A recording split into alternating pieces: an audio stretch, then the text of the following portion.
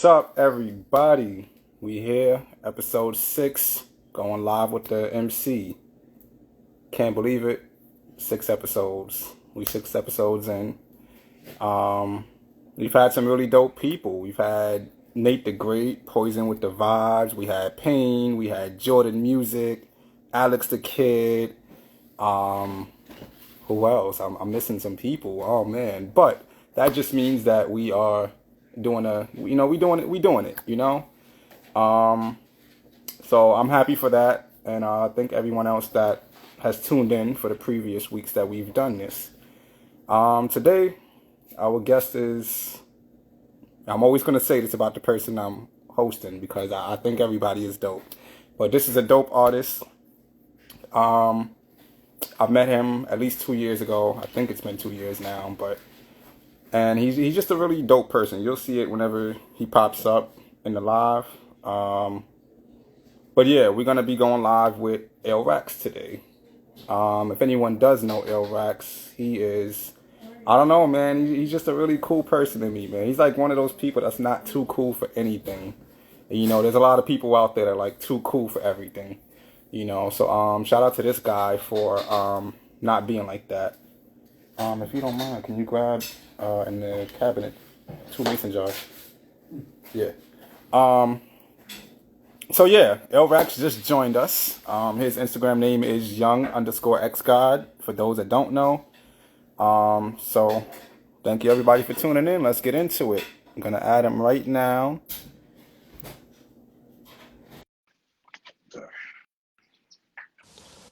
Hey, Hey, what's what's good? good, my What's guy? good, bro? What's up, Hold on, man? let me get my headphones on. hmm Yeah, the light is fine. Oh, yeah. 1 second, brother. Let me get my headphones right. Um, the bag's over there. What's good, man? How you Oh, feeling? oh, man, I'm good. I'm good, man. Just sick, bro. Man, I just got over the flu and then I caught a cold. Like it's been crazy, but taking it one day at a time, bro. Yo, I'm not gonna hold you, man. I feel like you just need to purge your current body and get a new one. Because for as long as I've known you, you've been dealing with some kind of sickness, and we've talked Yeah. about it a few times. We talked about hmm it a few times, but I think it's just kind of odd, because you're mad young too. How old are you again? 26, 27? 27 now. Yeah. You're 27. Oh, happy belated, by the way. You did. Your birthday was last month, correct? Thank you, bro. Thank you. Yeah, yes. Thank you. I appreciate that so much, man. No doubt, no doubt, man. But yeah, nah. So everybody, welcome El Rax, aka Young X God, 21. He's 27 now, though, but um, but nah. So I was telling everybody that to me, you're somebody that's not too cool for anything. I've seen you in your element. You come out and you shine. And you shine for other people. Um, and one thing that I do want to point out is that quick little backstory. I don't remember what month or whatever it was, but I know we was at the Love Story bar, Mm. and I believe it was Krista B that was the host, and she was kind of like mad because by the time you went up to perform, if I'm not mistaken, you were the last performer that night, Yeah, I and was. yeah, she got mad because nobody was supporting you. But the whole night, you was supporting everybody. And it wasn't just that one night. I've been to several shows. It don't matter if it's elevator music, racetrack music, drill music, whatever. You turning up to this shit.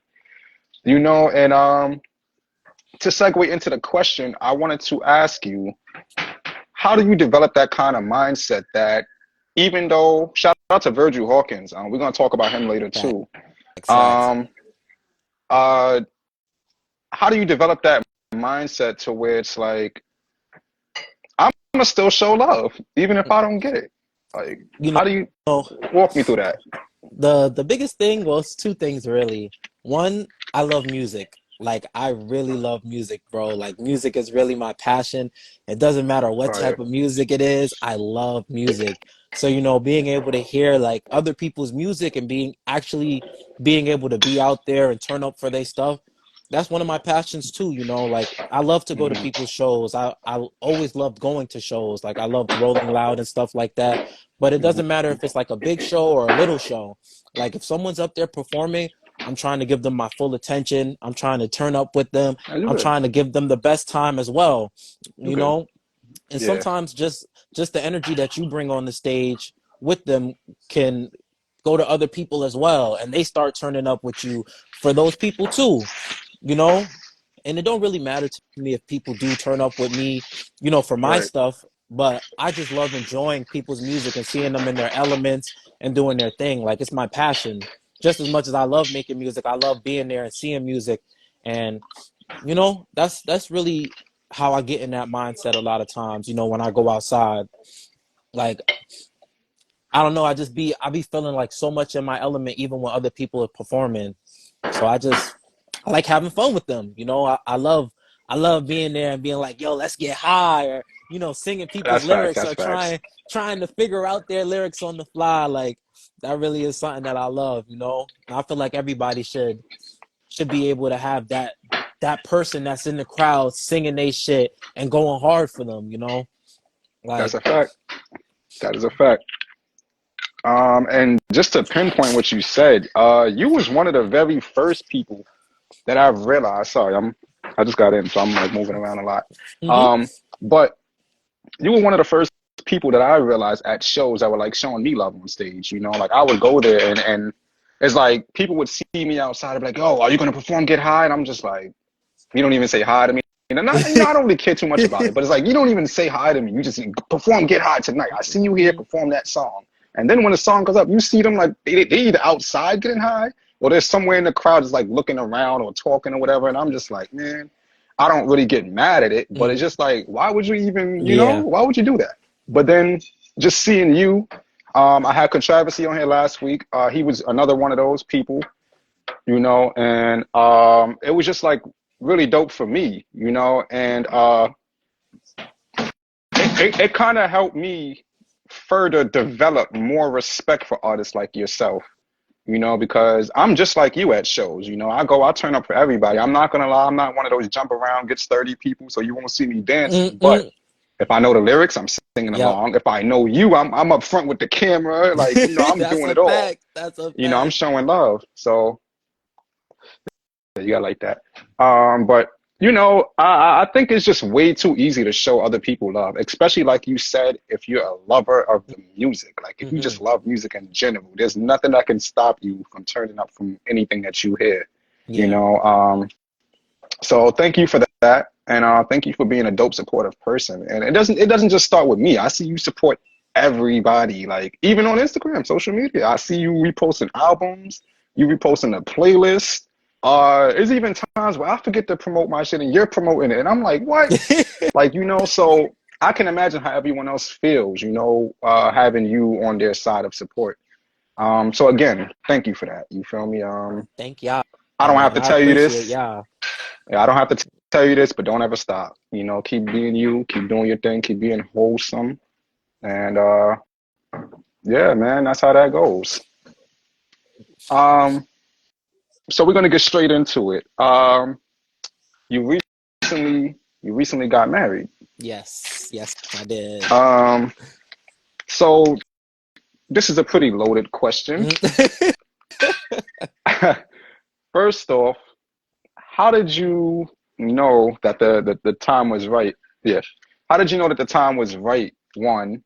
And two, how how did you, like, I guess, blueprint this going into, like, I don't want to say the prime of your career because you still getting better, but this is at a time where, you was going for a minute, respectfully, you had to get yourself right, and then you just came out working, and is so how did how did you, feel like it was the right time? And two, how did you blueprint it to like mix it with your music career?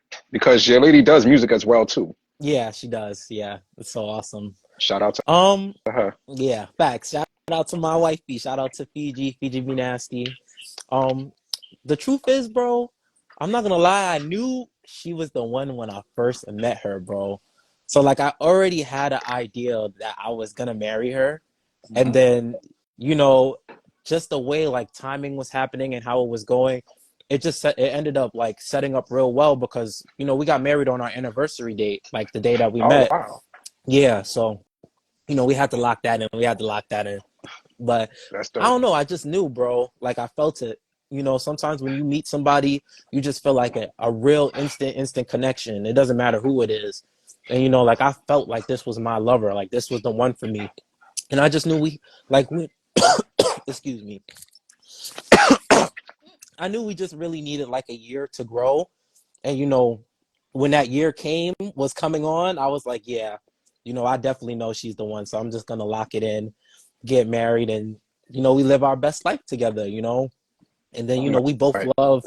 we love the same artists, and we both do music at the same time too, so we have the same passions. So it was just something that was like I never could have really thought something like this could happen, but God works in mysterious ways. So it was like That's a wow, fact. you know like I waited a long time. I really waited a long time, and then the person that was for me came to me, and I came to her, vice versa. So it was really a blessing. It was awesome. And Mm. I just timed it so I didn't really time it, but like the only thing I timed was like us getting married on the day we met. Besides that, it was just like, yo, I already knew I was gonna go hard with my music and everything and stuff like that. I knew over the next couple of months, like I was really gonna start amping. Like even she talked with me about it too. Like I was like, yo, it's time to start amping it up, start getting some music videos done. You know, Hmm. I wanted to try and get out to some shows, but it just ain't been possible. But definitely, I wanted to get music videos done. I've been working on like becoming a playlister because of you, thankfully enough. Like, Appreciate I that. became a playlister and stuff like that. That really worked out for my music as well. Like, my music started to stream a lot more, started to get on release radars. So, I don't know. It just felt like the timing for everything was really right. Not just the marriage, but like the music stuff too. And I've been just feeling that over like the past couple of months, like going into next year. I've been like, yo, I feel like something is going really well and going really right, and I'm just gonna, stick to it. I'm gonna stick to the grind. And seeing all my friends also sticking to the grind and seeing them, slowly get bigger and bigger and bigger and building those bridges, it really just inspired me. Like even with you, like going to London, doing shows, doing videos, like that stuff inspired me and inspired me a lot because it was like, yo, I see everybody around me doing their thing. And I know everybody has their moment to shine and get their little shine on. All it takes is just consistency. And the more consistent you are, the more you just grow over the years. The more people start tapping in with you and they start listening more and more and more. And eventually that's how a lot of the bigger artists end up blowing up. Like the Ice Spices, like, you know, Trippy Red and stuff like that. There's Sexy Red, another one. Like, sometimes it takes 2 years, sometimes it takes 10 years. Like look at Benny Hmm. the Butcher and them. Like, Yep. but for everybody, it just takes consistency a lot of times. Sometimes the more consistency it is, the more the growth just comes in. So I wanted to give myself at least a chance, music wise, to do what I had to do. Mm, that's dope. That's dope. And part three to the question, which I should have added in there before, but it just dawned on me because as you were explaining your situation, it kind of like triggered in me. So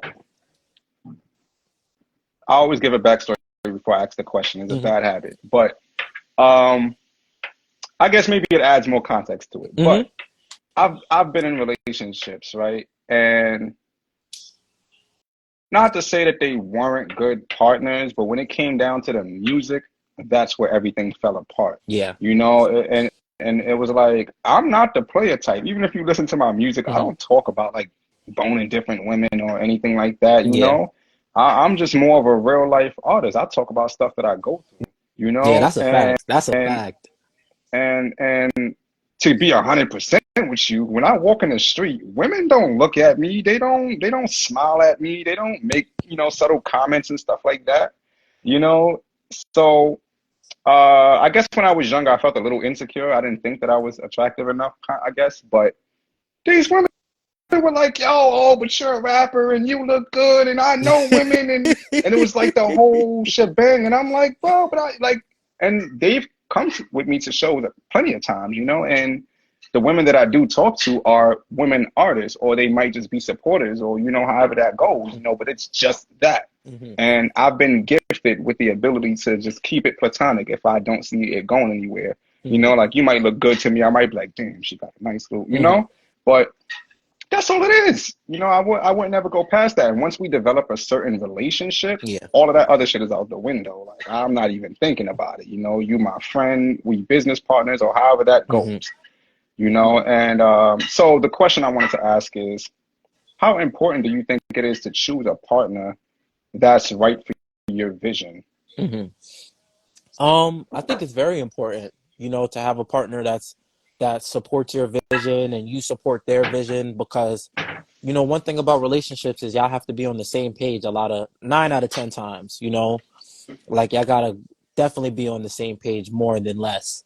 So, having somebody who is supportive or at least understanding that, yo, you're chasing a career and you're going after something that's really important to you.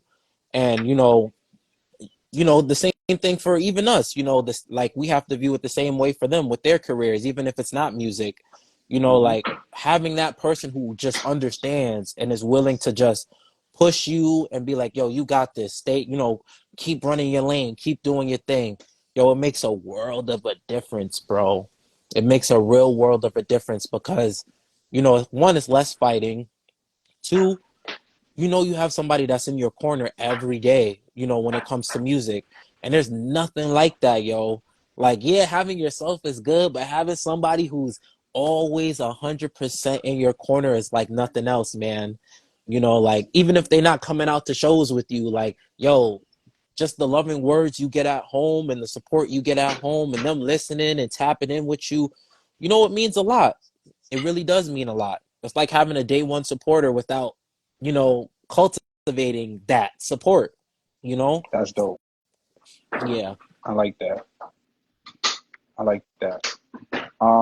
Thank you for diving into that and allowing me to get a little personal with you on that situation. Hmm. And that's what this platform is all about, by the way. It's not going to be nothing like those blogger sites where I'm just like trying to get a rise. Like, so you fucking other women. Like, I'm not going to do none of that. You feel? Yeah, I'm not going to do none of it. You feel me? Everything is like whoever's listening and watching, I want them to understand you as a person and an artist that way. From this point forward, if they never did, when they see you, they got a higher level of respect. They're like, okay, I know this guy. I know how he thinks now. I know how he moves, and plus his music is fire. So, Thank you, bro. I um, appreciate that. no doubt, no doubt. So right now we can get into the music. I'm Mm. actually trying to pull up your my laptop is moving kind of slow, but I'm trying to pull up your discography because I want to talk about some stuff. First off, shout out to you, man. You pulled a whole Nas. You dropped 2 albums in the span of a year, and it didn't feel like he was overcrowding anybody. I hear a lot of these, let's just say Russ in particular. Mhm. He'll say something like, oh, don't release an album with 20 something songs because nobody knows you. And it's like, that's horrible advice. Now, I usually agree with a lot of shit that Russ says, but Mhm. that's horrible advice. Yeah. And then you look at somebody like Nas, for example, or who was it? Damn, who's the artist? The dude done dropped La Russell. The dude Mm. says he dropped 27 albums. The dude is only 28 years old. Yeah. So how long have you been doing this? So it's just kind of like, yo, that's to me personally, however it comes to you, do it. And I ain't gonna lie, I used to be against it, back then, Mm. because it was like I didn't understand why you were releasing music, boom, boom, boom, boom, boom, and you're not even promoting it, Mhm. but you promote yours, so that's the only difference. But sorry, hold it down.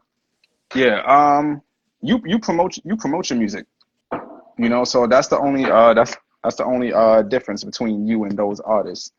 Um, so let me see, I got it right here.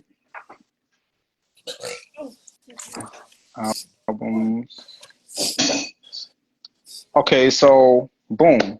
obviously when I met you, you had, I'm probably gonna say this wrong, Paramount. Yes, yeah, you got it right. Yep, yep. Okay, yeah. I ain't gonna lie, the weird arrangement of TCY threw me off. I But know.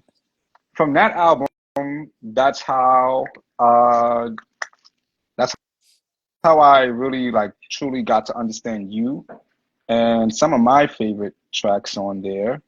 Um, I thought Mulan was dope. Thank you. Even though Alon don't really show me a lot of love, it's cool. I don't take no shade to it. And this is no shade at her, by the way, but I got to keep it real. I'm always gonna keep it real. I know, Um, I yeah, know, bro. yeah. Nah, I mean, seeing her at shows a lot. Like the same way I reached out to you and spoke to you, I've done it to her, but she literally treats me invisible. So, I just kind of like, and it was weird because it's like I started seeing her everywhere, like in the train station. I'm seeing her like, like weird places, and I'm like, yo, what the hell, like, So, uh, again, like to, I guess, her to not acknowledge me when I, would say what up or whatever. It was just kind of like, all right, whatever, no big deal. I'll just, I'll see you again Mhm. sometime. Like, um, but yeah, I like that track. She's actually a interesting artist. I've gotten to see her perform a couple times.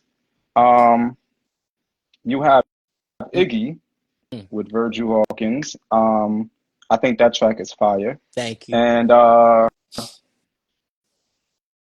think Friends. I don't know. I don't remember that one. I don't remember it. I got to listen to it again. But I think Friends is also a dope track for me that I really like the most. Um, but I do want to talk about Before I Die. Mhm. First off, first off, where did the title come from? Like, Oh, what's that about? oh man. So that was, I'll be honest, bro. I was going through a lot of depression at that time. Just coming off of like the COVID stint that I had went through, and just, Hmm. when I had got COVID, I almost died Oh, from getting wow. COVID. And that's really how that album came about. I made that album before I made Paramount T. It's just, I couldn't release that album at that time because it wasn't done. And, Mhm. it was a precious album for me because I talked about a lot of things of like feelings wise, how I had felt at the time. A lot of those songs I wrote while I was sick in bed and, I Mm. couldn't get up, I couldn't walk. It was just a lot of stuff that I You were had still went through during that time. working on music? Yeah, I was still working on music, yo. That was the Yo, only that's thing I cared inspiring. about. That's inspiring, Like, bro, for real. me and Virgil would help me get out the house. I'd go to the studio, I'd take a cab, a Uber, even though I know I ain't really have the money for it, but yo, I do it. I get to work and I just craft those songs and like, I always loved rock music, but it was like at that point in time, like it really fit like how I wanted to do the sound, how I wanted to get a lot of my stuff across. And like one thing I love, like with Blink 182, I love that they sing, but they also have like a rapper there too. And I just wanted to give that same mashup of like, yeah, I'm singing the rock music, but I also am the rapper at the same time. And I just want y'all to understand, some of the things I went through during that time, whether it was depression from women or depression from just the situation I was in. And how even though you can have a really bad day, it gets better at the end of the day, and sometimes for me, it was just going through music and just expressing that stuff. And, thankfully, thank God I'm a lot better now. I got through that time and that hard trial and tribulation, but, it helped me make a lot of great music. And I felt like I grew as an artist, because I went through something like that. Sometimes you got to go through really, really hard stuff to I guess kind of evolve sometimes. Hmm. Sometimes you almost die, and that's where I got that title from because I felt like I was about to die. It's like before I die, I want y'all to hear this. Like I want Nah, y'all to that's hear me and hear what I'm saying and stuff like that. But like it definitely helped a lot with my depression and a lot of things that I was going through. It gave me a big outlet. That's mm, one of another reasons why I love music. mm. That's dope. That's dope, man. Honestly, you didn't tell me that much of the story, but you did mention you almost dying from COVID. Yeah. Um, so I think that's even doper, that you titled, now I'm good. that you titled the album that. And not only that, it was actually some fire. Like, it was like, Thank you. listen, literally, before I fucking die, you're gonna catch this heat. Yeah. You're gonna catch this heat. Like, so Yeah, man. that's that's really dope, man. And I'm happy that you're still here, man, honestly, because um I recently did a remix to Drake's 8 a.m. in Charlotte. Hmm. And one of the like the stanzas, I was like basically praising the dean from high school. You know, when I was in, we had a dean before him, but I Hmm. guess he ended up getting like a bigger role at a different school, so he ended up leaving us, and we were like all like tight. So this new guy comes in and he's got all these crazy ass rules. He was the reason I kept getting suspended, like for the because I was a huge breacher. Like I'm always bringing shit in through security, like you know, and it's like whether I'm sneaking it through the scanners or I'm getting it in through the back door, that was me, Hmm. you know. And one day, um, and I used to make bread off of that too. Like when people used to want me to get their stuff in the school, yep, pay Yep. up, type, you know. So uh, one day, I came in extra early because the thing is like I was always early, you know, but that day I came in I think like maybe 30 minutes early, and he was outside, you know, and he was like kind of playing the exit where I put the stuff at. So I was kind of like, because there's a camera there, but the camera only faces in the opposite direction, so it shows you walking towards the camera. It doesn't show the other Mhm. side, you know. And I learned this from being in the security thing. When they caught me for that, they took me in the room and showed me the footage of me sneaking. Yeah. So What? yeah. So that's how I know about what the cameras look like or what they're actually showing. But this dean, you know, when he busted me that day, uh, he suspended me right away. I was suspended for like 2 weeks, and Damn. then when I came back, he put me in a program. Um, it was called My School Has Rhythm, Not Mm. Violence, and and sorry, yeah, like I said, I always have a backstory, but he basically, if he never put me in that program, I don't think I would have went as hard with music. Mm. And that might be unfair to say because I don't know, you know, but at the time I was basically just like kind of freestyling everything. I would write stuff, but it wasn't like, you know, I didn't know how to write songs. I didn't know it was 16 bars, you know, like I listened to music, but I didn't know like the outline of it, you Hmm. know, kind of thing. I mean, obviously I would see it like when I would like, because we used to, we from the lyric era, like we print out the Yeah. lyrics, you know, and then we read them, that kind of thing. So that's how I would see like chorus, verse, hook, whatever, you know. So I ultimately started making music literally not knowing shit about how to Hmm. make it. You know, I've been in music classes, but it's just the line goes, if it wasn't for that, you would if it wasn't for rap, you would have never met me, and if it wasn't for that, I wouldn't be Reef. So uh all of that to say that it's interesting how we all end up with a purpose Hmm. to display to the world, you know, in a sense. And we might not really understand that purpose. Or like let's just say we might have someone who kind of redesigns that purpose for us. Shout out to Shiloh, yo. He's been tuning into every live, bro. It doesn't matter what time I go live. This guy. He's in London, by the way. He's a dope producer in London. Oh, that's I'm gonna keep, dope. yeah. He's actually on the album. He has a Woo! couple tracks on there that he, Yo, yeah. I Facts. can't wait. Actually, wait. You heard the Sacrifice song? Did I hear the sacrifice song? I think that was one I've of the newest joints that I sent you, but he produced that. I have And Reef and because they don't have like the names like that. I have like Reef and Phantom. I yeah, have that's Sacrifice.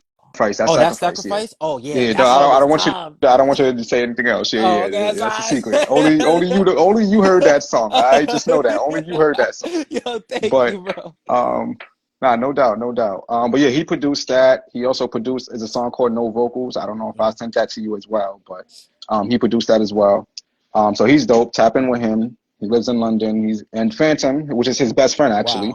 He now goes by Luke Eventide. That's his new artist Oh, name. that's But you dope. know they're both dope artists, producers, engineers. Like they do it all out there in Yo, London. shout out to So just to give y'all, him, yo. Shout out to yeah, y'all. Y'all man, really do y'all thing, yo. I mess with the music, man. facts. He's Heavily. been faithfully tuning in. So, yo, Shiloh, after this live, DM me and we're gonna talk about getting you on the show, bro. Stop playing. But yeah, um, back to business. Uh, so your for Before I Die, you have a lot of songs on here. Let me see. Total. Oh, a lot. I'm wilding. You have 11. Um, on the next album, you have more. Hmm. Uh, One tune that stuck out to me with this one on this project. Well, two of them was really my favorite, honestly. I like the whole album, by the way. Let me not, discourage you from that. I love the whole album, Thank but you. obviously we all pick our Yep. favorites Yeah, out. yeah, we all have Um, favorites, man. That's how it so should be. tattoos, you came out with that was on a prior project, if I'm not mistaken. It wasn't on a project, it was a single. I had Okay, it released that as my was single. Yeah. got you. But you released it like I don't want to say years ago, like a long ass time ago, but you released it some years ago. Hmm. Yeah, I did. So help me understand the importance of re-releasing music. Like how do you go about that? I think it's very important.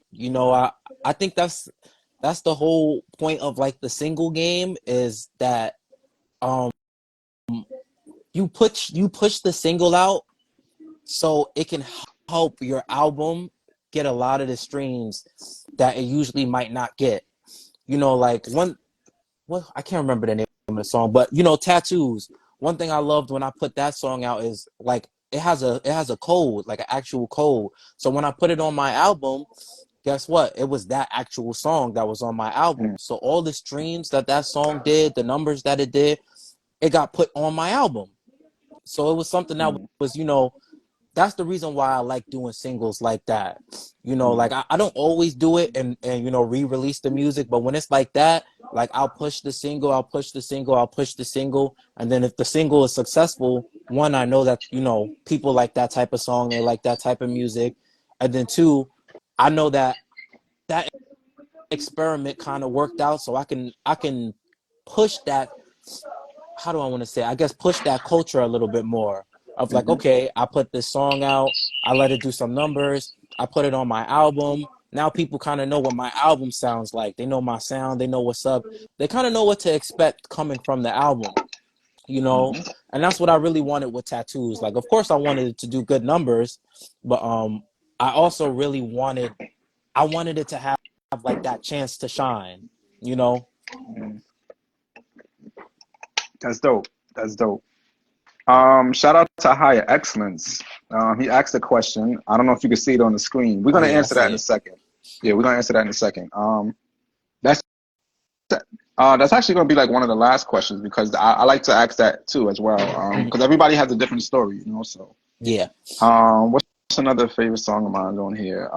Purple Skies. I catch myself singing that in the crib all the time. Like, and it'd be weird because it'd be like the most random moments. And it's like purple skies. Like, and I'm just going off with it. Like, Thank you. so yeah, man, it snuck up on me. You feel me? And I've told you already, but I want to admit that I'm not a huge fan of rock music. Hmm. I'm not a huge fan of it. And you are one of the artists that really. Sorry, not one of. You're like the main artist that actually pushed me to like open my ears to that genre. And it wasn't like I've never heard rock music before and like that. Hmm. Because otherwise I wouldn't be a big fan of it. Like if I Yeah. didn't hear it. But for me personally, rock music that I've always heard was just people just screaming really loud, Mm. and it's like, even if they're going crazy on the guitar, the drums, whatever, it's always the, oh! And I'm like, man, like, yeah, it's like, come on, the song was good, and then you just screamed in my damn ear, like, so hearing you, like, bring a more melodic sound to it, and just being more swaggy with it made it more enjoyable for me. So now when I hear similar artists, I tune into their music more because it's like, oh wow, I've already had someone set the blueprint.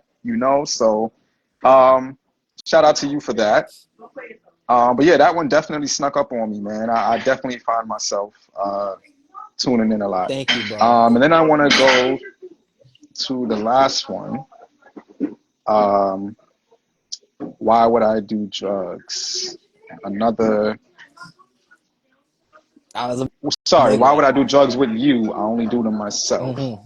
Where, talk to me about that one. Where did that come from? Man, that that name came from a hard like it was a different time in my life too.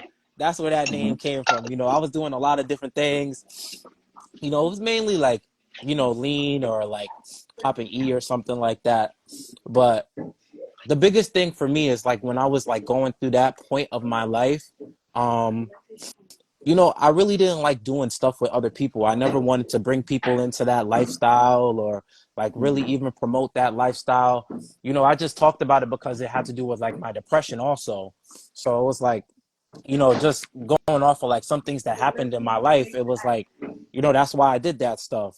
And it was like, why would I bring somebody else into this lifestyle if I don't even really like this lifestyle myself, you know?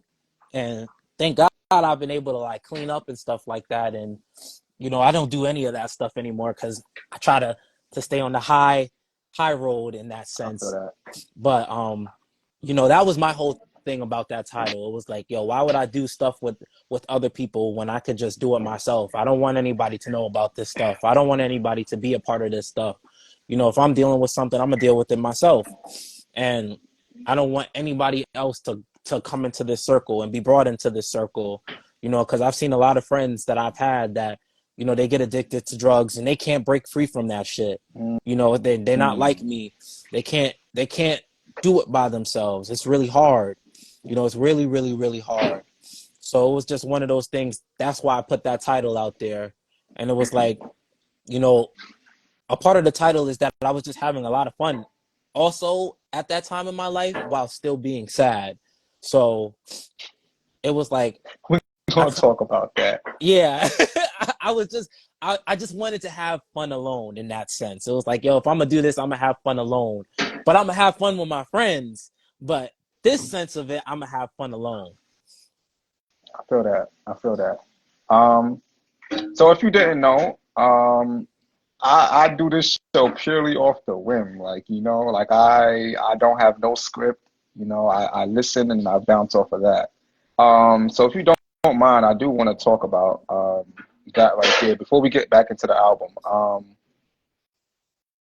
You said damn, you dropped a few gems, man. You said, first off, the fact that you said that you was involved and then you got yourself out, and that right there is a lot, because I've seen people, and my biggest thing now is like I be bumping into people from high school, junior high school, and Hmm. they be looking fiend Hmm. out, and I'm like, bro, like this wasn't you back then, Yeah, like. I know, Yes, bro. so and it's bad, like it's really bad. Mm. Like man, and they young, man. We either just getting into our 30s or we haven't even cracked it yet. We're like Yeah. probably on the last few years. Like everybody from, that I was growing up with, so to speak. Um and it's just kind of like depressing to see it because, I feel bad for them in a sense, Hmm. low key I don't because it's like you made them choices Hmm. yourself, but at the same time it's like, damn man, like I actually know you, like, and uh the biggest hit to me was having a family member like that, Hmm. you know, and seeing him at his lowest, in the whole situation. That's what like really um put a dent in it for Yeah. me, because um I didn't recognize this dude at all. Mm. He comes up to me, he says my whole government, and he's like talking to me like he knows me. And I'm looking at him like, yo, who you? So then when I get a good look at him, I'm like, oh, like I instantly got sad, like, because it was like, damn. And I like at that moment I would have broke out crying because it was like, damn, like you really family, bro. Like Hmm. you're not just some guy on the street. Like you, damn. And I'm looking at you like this, bro. Mm. Like damn, So thank you for sharing that. And for me to get a little personal too, I would say we all have our little addictions or whatever, Hmm. but sometimes we just gotta be smart, Hmm. So and I wouldn't encourage people to do it, but if you're going to do it, again, be smart, Yeah. So recently I had a show, actually on Monday, this past Mm. Monday, excuse me, and I ate an edible before I got to the show. So I don't do anything else. I smoke weed.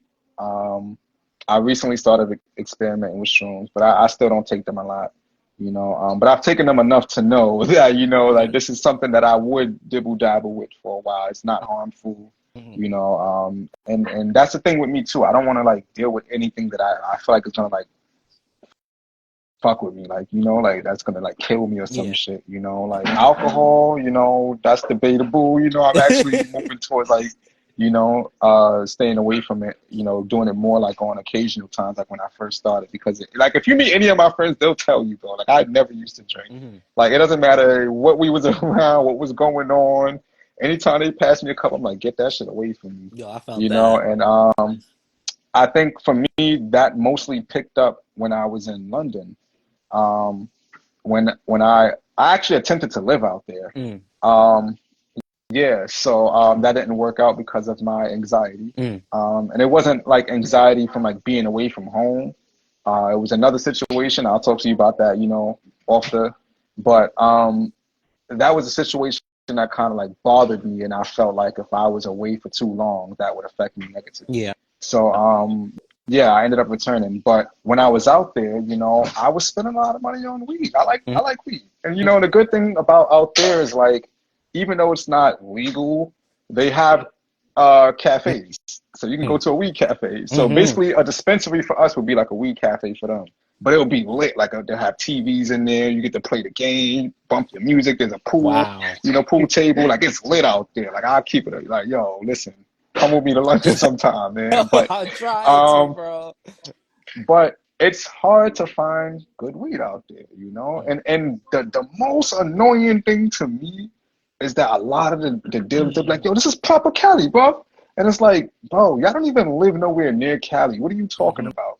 I can Mm. understand if you said this is some good dammy like Mhm. Amsterdam, like I'd be like, all right, cool, that makes sense. You know, you're next to Amsterdam. They are the weed capital of Europe, you know, so Exactly. it makes sense. But you telling me to come from Cali, and then it don't even look like no exotic shit. And then when I smoke it, I'm even more disappointed because it's like, why the fuck did I even pay for this shit? You know, so yeah, I spent a lot of money on weed out there. A lot of the money that I saved up to like focus on music and shit, transport, because out there transportation is fucking expensive. Mm. Like if you don't know somebody that drives, it's expensive. The trains and Mm. stuff. But I ended up I went on a whole weed detox. I stopped smoking weed while I was out there the whole time. Like I Mm. just didn't smoke weed at all. My friends would pass. Another thing too is we got grabba. They do cigarette tobacco, like straight up Yo, I tobacco. know my friend does that, yo. And Right. I be sitting So there like, what are you and and doing? but check this out though. Check this out though. They barely put any weed in there. So you know how we put a lot of weed, but a lot of grabba Yeah. too. Like they put a lot of tobacco and no weed. It's like they'll sprinkle a couple little pieces on there. Like, oh, this is it. I'm gonna be good. And they really be And they smacked. And I'm be like, yo, for real? smacked. Yo. So word. So that shit used to piss me off too, because then I started smoking with them out there and I'm tasting a cigarette. I'm like, hell no, I don't do this shit. But um so all of that made me start going into like the liquor stores more. And here's the crazy part. In London, drinking is basically like their water. Like liquor is their water, basically, so to speak. Mm. You can get liquor anywhere. You can walk into the supermarket. You can walk into the pharmacy. There's certain Wow. pharmacies though, not all of them. Um, you can go into the mall. Anywhere you go, there's this you can buy. It's accessible. You know what I'm saying? And it's just like, why? And if I'm not mistaken, the legal drinking age is 16 out there. Wow. Yep. So Wow. you can't be in a pub. You can't be in a pub under 16, but you can purchase drinks at 16. At That's fucking 16. wild. That's Wow. wild. But yeah, so their culture literally, and if everywhere you go, there's a pub. By the way, there's always a pub, a bar, however you want to call it. There's always one. Everyone goes in for a beer. They watch the football Mm. game. They do it all in the pub. Like everything is around beer, liquor, or whatever. you know. So being out there kind of like just made me start drinking a lot more too, you know. And then I also have a friend, you know, like at one point I was like staying with him, Hmm. and every day he comes in, he has a bottle, like every day, because he used to work the overnight. So he comes in the morning, he got a bottle. So we end up like the whole afternoon just taking shots and just talking and, you know, stuff like that. So it kind of like, you know, got me into a state where it's like, I don't want to say I depend on it because I don't, Hmm. but I know sometimes if, you know, if I ain't got it to go buy like a $50 eight, you know, or cop a O or something like that, you know, I'm a cop a bottle. Mm. I'm saying I'm gonna grab a little bottle, but and I don't ever get like no crazy fancy shit. I'll go right there and give me a fucking bottle of fucking Napoleon, fucking give me some Bacardi Gold. You feel me? Yo, I Like felt that, bro. word, like for real. So yeah, I don't, and then that's what I realized too with drinking. Like you don't need no expensive shit. Like Hmm. so, going to the club and buying Hennessy just because Hennessy gets you fucked up in 2.5. So do every other liquor, bro. Everything Like gets you fucked up, yo. word. And I realized this because it was like, you know, I was even copping the fireballs. Like sometimes I was like, damn, I only got $3. I bet. Let me go grab a little Nancy got the fireball. I fire can't get no boy Nick with here, this shit. boy. Like we don't sell Nicks no more, you know. But yeah, you know, that's just a moment of vulnerability for those listening and watching. Thank you all for tuning in. So thank you again for sharing that. Um, Thank you but for yeah, man, sharing, bro. I it appreciate it. definitely, no doubt, no doubt. But yeah, it definitely is uh interesting to go through that journey. And another interesting thing that you said, uh, you don't want anyone to know about it. So the crazy part for me is that, and this goes back years back, you know, like let's just say for example, Coke. I hope they don't ban my live for this, but let's just say Coke for example. You know, that was something that I've never like being in this crazy. I grew up in the streets, but I didn't see much of the streets. Like, you know, I'm not gonna say I was out there, because I was pretty much a good kid, you know, but I got into a lot of trouble doing dumb shit, Hmm. you know. Like especially when you're in the neighborhood and people know you in the neighborhood, you get to see certain things, you Yo, know. I was So the yeah, same I've way, seen a bro. lot. Yeah, I've seen a lot, you know, but I don't indulge fully into it. Hmm. So those are one of you know, coke is something I never really like seen too much, you know, in the hood. But I used to work in Long Island at Roosevelt Mall, right? So every morning when I'm going home on the bus, on the N6 bus, there's this one guy that gets on and he's like faithfully, he sits in the same seat, he has his 40 ounce, and he whips out his little credit card and starts breaking down on the card and then he just do his little, and I'm like, oh shit, like this is my first time really like experiencing this shit, you know? And then it's like I went to a party, so I ended up meeting these white chicks at a Joyner Lucas concert. Mm. No, a Devon Terrell Hmm. concert. It was a Devon Terrell, right? Um, long story short, they were actually cool. It wasn't nothing crazy, you know, and no crazy story with that. But they were like really cool chicks, you know, just really cool. We ended up becoming cool. They came to my shows a couple times, and one of them had a birthday party and invited me to the birthday party. Now, me being the weed guy, I'm showing up like, yeah, I got the weed. We about to be high, like Mm. boom, boom. When I get there and I pull out the weed and I start rolling up, man's tapped me. He goes, yo, what else you got? And I was like, what you mean? And mind you, again, I'm new to all of this shit. Like people asking me, like when people talk to me about it, I'm new to that Hmm. shit. Like, so he's like, yo, what else you got? And I'm like, I just got some weed. What, you want to take a walk to the liquor store? So he's like, oh, nah, I meant something else. And I'm like, What are what do you you mean? talking about? So yeah, so he did one of these. And I was like, oh, nah, I'm good. I'm good.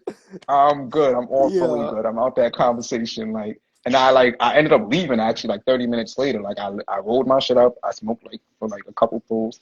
I gave the chicks or whatever. I didn't know it was mad people there, so I didn't pass my shit to everybody. But Hmm. them, I was like, yo, y'all want to take a pull? Do y'all? After that, I Hmm. dipped, you know, because I already knew what it was about to turn into. Yeah. And also I do a lot of independent contracting work, you know, so a lot of times people leave me in their house. You know, like they give me the keys or they leave the door, they give me the code, however it works. You know, I be in people's apartments unattended. And I don't be looking for shit, but I be finding Then it. you Like find it.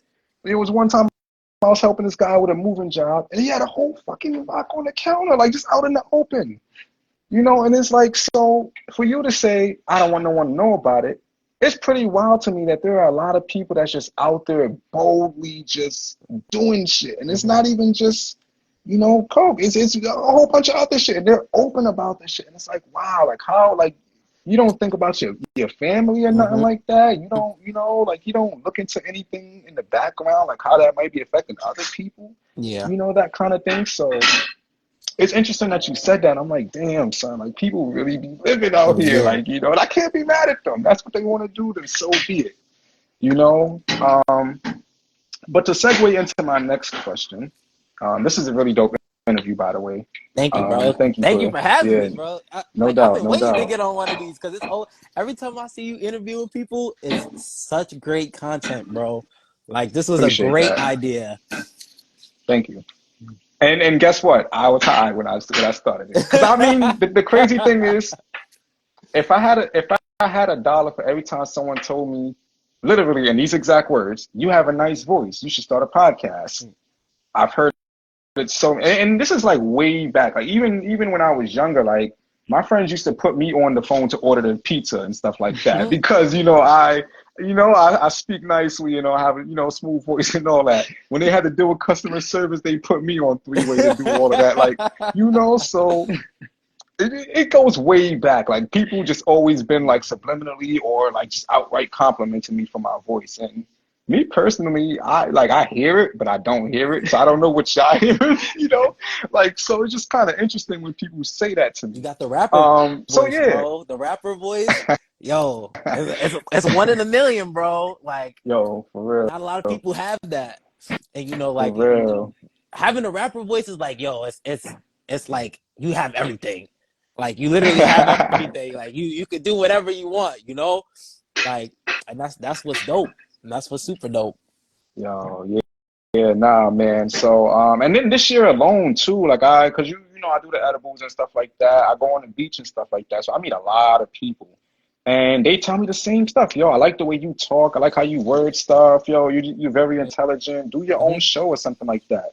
So I've been hearing it so much, and then one day I just said, you know what? Let me go live, cause I don't know if you know, I don't ever go live. Hmm. Nah, that's This is true. new to me. Yeah, that's This is definitely new to true. me. Yeah, Thank you. So. Um, yeah, bless you. Sorry. That's good. Thank you. Um, but yeah, so it all started with that, people just telling me years and years and years, and I just finally wanted to act on it. So I'm happy that I did, and then I've been blessed to have like some really dope guests on the show, all the people that I've interviewed thus far, I literally did the same thing with them. I DM'd them Hmm. like, yo, can you be a guest on the show? Obviously I'm just starting out, so I can't really, do what I want to do per se, as far as like, and it's not even about money, whatever, but I do want to invest into this. You know what I'm saying? So eventually I will have to, find a way to fund it, Hmm. So whether an investor picks it up or whatever. But what I wanted to get into, and this was already a plan because we've talked about a lot, in the past, we talk a lot, you know, and we go in too. We be like, even if we don't talk from that one time we talk, we go in, Yo, you know. that's a fact. Yeah, we go That's a fact. in. So yeah, nah, thank you for that too. But a lot of the things that we do will mostly be about mental health. Um, you just said something earlier about having fun while you're sad. How do you do that? Like, Yeah. and I can answer that myself too, but I want to hear from you. You know, a lot of times it's Yeah. just Okay. I guess it just be like sometimes the people I be around, like sometimes I'll get around really good energy people and like even though like for a whole day I'm sad, like I'll get around some good energy people and I'll have a lot of fun, like I'll have fun during that time.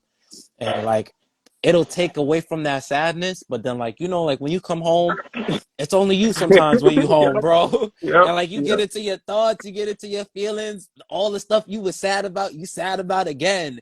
And it's like, you know, sometimes that's what the good moments are good for because the good moments do take away from a lot of that.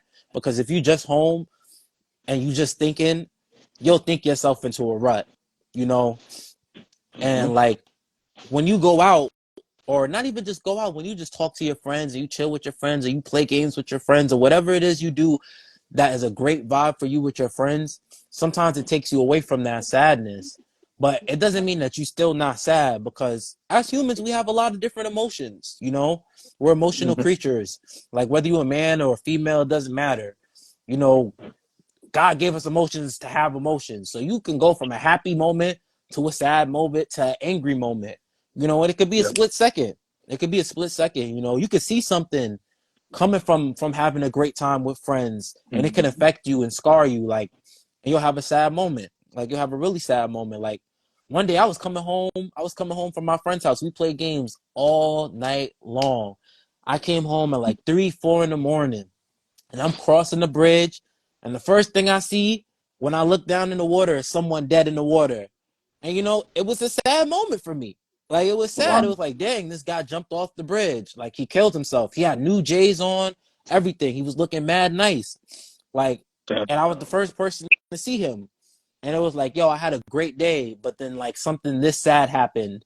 And it would, you know, sometimes life just brings you back into reality a lot of times. Like you can Facts. have the most fun in the world, and there's still a lot of bad things going on behind the scenes, you know? But I really just be trying to keep my head up a lot of times. I thank my friends, you know, you, my brother, like I really thank you. Like we done had some great times together, whether it's at shows, making music, like that's what takes away from being sad. But I do still be sad sometimes, you know, but I'm working through it. You know, I'm definitely working through it. I'm working through that stuff and just trying to get to a better level footing.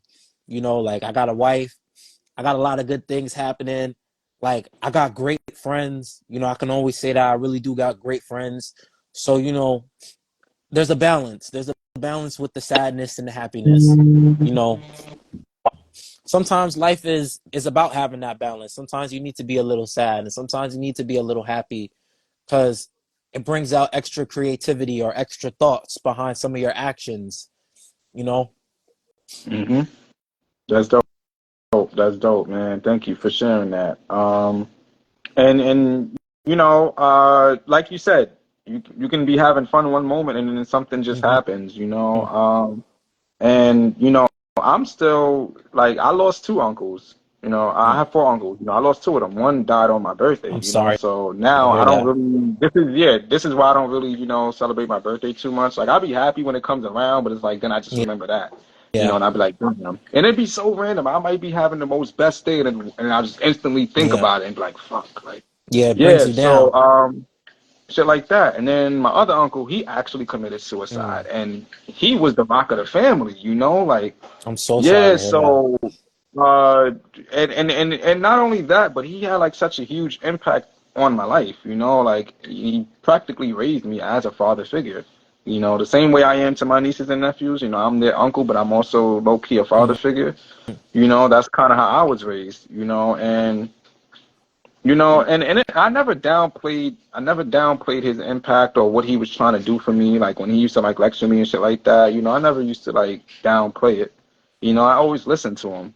Everything he had to say, even if he was mad at me or whatever, like but he would always be spilling Mm. gems. So, that's why, to this day I still, think about it. It's been 5 years, going on 6 now. His Mm. birthday is actually, I don't even know, 4 days now. Yeah, on Mm. the 12th. Um, so yes, it's important to have fun no matter what. Because if you just dwell in it, you're gonna drown. Yeah. You're gonna drown. You're gonna always be sad. You're not gonna want people around Mm. you. It's just a weird feeling. And I was in that mode where I didn't want to talk to nobody. And it was hard for me to eat like how I'm talking about it now so openly. And I get sad about it still, but I could Yeah. talk about it now. I Yeah. could laugh about, how good he was as a person, despite whatever he was battling with, because he had no knowledge of it. Mm-hmm. Again, from what we know, this guy's high spirited. He comes outside every day. Like, this is one of his things. What up, champ? And he's like flexing himself. He's showing, like, look at my six pack. Like, he's really like energetic, and he's just like, always cracking jokes. Oh, you can't beat me in this, mad, super competitive. Even though I beat him in a race, I beat him in basketball, I beat him in video games. Now we would battle. We would battle. You know what I'm saying? We would battle. But I be beating them and stuff. Like I don't care how strong you are. But And that was the beauty of it, Yeah. just being around someone so bright and someone that was willing to uplift everybody. Because, like I said, he was the rock of the family. He went around everybody and brought light to them. So to see something like that is just like, damn, why? Like, and it's just like to this day, I still ask why. Like, I don't know why. Like, Yeah. just don't know. So yeah, man. Embrace your fun moments, highlight them if you will. Um, so. Moving on, because I don't want to make any of the viewers sad. I don't want to make anybody that watches this in the future sad. But I'm glad that we can, talk about these things, and be Yeah. open and honest with our people. Shout out to JVO James, another dope artist that I met. He got to come on the Facts. show too, start playing. Shout out to She Music. She's another dope artist. Hmm. She got to come. I ain't speak to her in a while. This is my new account. If she didn't know that, but tap in. Um, but yeah, moving back on to the album. Why would I do drugs with you? I only do them myself. You got a couple good joints on here. But you mentioned making music with me. So we Hmm. have a song called Low Lights. Um, talk about that song. How did that come about? And yo, that song, that song started. It really started with me, you, and Sean. Sean Gifts, and then Hmm. I brought water into it too. And it was just it really what I really wanted was I wanted a session day, and like everybody just so happened to come through during that session day. And that's how Max ended up getting on the song as well, because it was like, yo, I already had 3 artists on it, but then it was like, yo, I heard Max was feeling it. It was like, we was all just vibing, bro. Like especially during that time, we had a lot of good energy together. Like, Yep. and a lot of things I like to do when I'm making music, or like when I'm working on an album, I like to make memories, like Excuse me. memories to go with the album, so I can always look back and think about it. And that was one of those moments for me. I still think about it every day till this day. It's like, yo, we was in the crib, we was in my engineer's crib, and we was chilling. We was vibing out. We was just cooking up. And it's very rare when all the artists have a super hard verse on a song, because you don't understand how many times I hear people say, yo, I love this person's verse. Yo, I love this person's verse. Yo, I love this person's verse. Like, yo, they love all the verses. They love all the verses. Dope. And that's what I wanted when I brought that collaboration together, you know, That's dope. and like the point of that collaboration too was for us all to talk about different topics in the same topic, kind of. And like everybody hit the nail right on the head, especially for like the major topic of like what the album was about and everything. And it was just phenomenal, bro. Like from each verse going into the next verse and the next verse, it really told a story. It And did. That's a that fact. was that was something that I love so much, like hearing everybody's verse. I always get so excited. I always sit there, I'll be like, yo, oh my God. Like, first is water, then it's Sean, then it's you, then it's Max. It's like, yo, like it's one of those things where that may never ever happen again. Like getting everybody in the same room in the same building at the same time is so hard. Like J. Cole was kind of talking about it, like with Kendrick and doing their album and working on songs. Like it's so hard to actually get together with everybody sometimes, because Hmm. we all have lives. We all working on our own music. We all locked in. And when you Yeah. working on something, somebody else may not be working on something, but guess what? The timing might not be right. The time might just not be right. So it might take some years to actually get it together. And that song, it was like, it ain't take that long. Like it took some months, but it ain't take that long. And I was really blessed to have everybody come through and we just have a good ass time. Hmm. Like that was the whole point of that song. And it was just talking about the lowlights, man. Like that's the best way I can explain it, talking about the lowlights, because we under the radar right now, but we Yeah. still we still in that shining light where people still notice us and see us and everything like that. So it was like, I wanted people to see that showcase. I wanted people to hear our hurts and our pains and what we went through relationship wise, what we went through having fun wise, what we was doing. And that's what I feel like that song really did end up showcasing, you know. Okay. So, shout out to you again, yo, bro. Your verse was super fucking tough. Excuse my Hey, language, shout but your out verse to was super you, tough. man, because that's a different style, man. I never rapped like that. And even what is that? I got a little auto Yeah, tune on there too. A little, I yeah, don't know, man. I got a little yeah, auto me tune on there too. too. So I've never done that before. It was tough.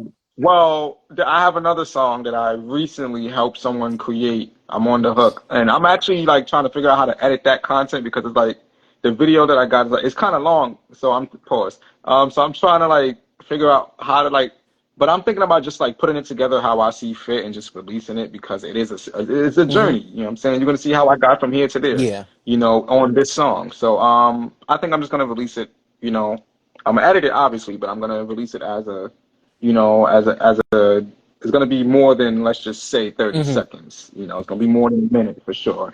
So if people really, rock with me and support me, they'll watch the whole thing, Yeah.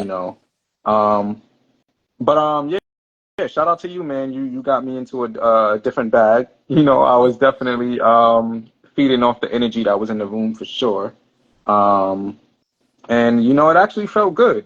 I didn't like leave the studio and was like, damn, I should have rapped my way. Like it wasn't like none of that. It was like, nah, it actually felt good. Like I told a story the way that I wanted to, but I did it in a different style and it actually sounds Yeah. good. And then it meshes with everybody else. So it's like, yo, that's Yeah. super fire. Yeah. Um, yeah. That was another Um, thing that I was really aiming for too, is like I really wanted everybody to have their comfortability, even though it was a beat that, it was kind of different, but it's still, I wanted it to still fit people. And I felt like it ended up doing that really well. And I felt like everybody got in a little bit of a different lane while still being in their lane. And that's what I like that, to do. Cause I like to, when I work with artists, I don't want it to just be like my sound or their sound. I want us to create a sound together. And that's how I felt mm, like that song was. Like we all came together and we created a sound that only we can do together, as a group of people. You'll only ever hear this sound when you hear us all on a song together. And mm, that's what I really wanted with that. I felt like that was accomplished. Like people heard our sound together, these artists' sound together. Now, when you go back to their own catalog, they have their own unique sound. But when we come together, we have our own unique sound that we're building and we're growing with and learning from. You that's a know? fact.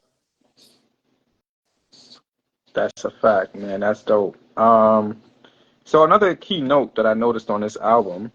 And I don't think I counted. I mean, I've noticed it, but I don't think I've counted it like how I just now counted. But on this album, you have four songs. Sorry, let me move this over. You got four songs with Virgil Hawkins, and I said we was going to talk about them. Mm-hmm. Um, hold on, let me go back to the other two so I can get my facts right.